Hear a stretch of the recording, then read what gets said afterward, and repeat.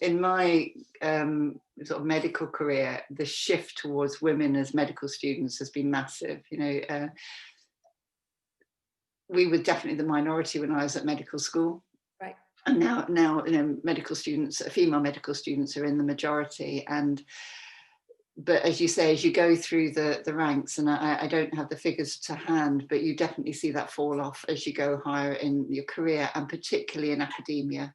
The female clinical academics, the statistics of when you shift from being a junior researcher to then getting a tenured post as a senior lecturer and then going up to becoming a professor, it really is a falling off the cliff.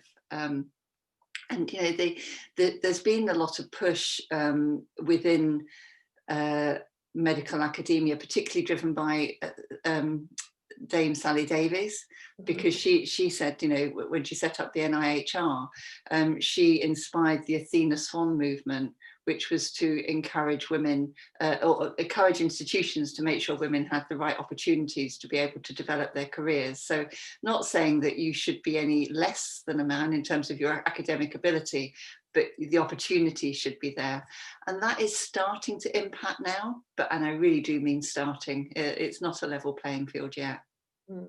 So I was listening to Radio 4 last week, fantastic Women's Hour, was talking about these PhD students working in the vaccines for coronavirus. Mm-hmm. And they were saying how hugely difficult, how aggressive, competitive the whole environment was, perhaps rightly so. But one woman was saying when she was writing her PhD thesis, her senior lecturer said to her, put yourself in the shoes of an American man. And I thought that was just probably a glib comment, but seemed to say so much to me, that kind of what we're expecting from people. Yeah, I think that says a lot about her supervisor, actually.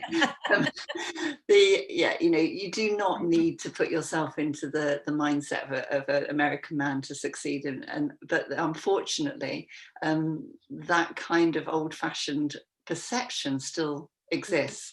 And I do. I mean, the university where I'm at the moment, Birmingham, I think, is doing a lot to try and get rid of that kind of attitude, but it is still there. It's there in the unconscious bias as well as the conscious bias. It's both there. So it's got to be a competitive environment. We want the best. We want the best academics, but you shouldn't be disadvantaged by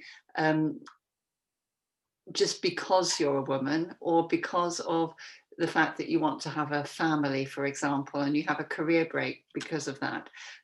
We need to have a working environment that embraces that and allows people to still succeed, maximize their brilliance, but not be disadvantaged because you've taken some time out to do what is completely natural.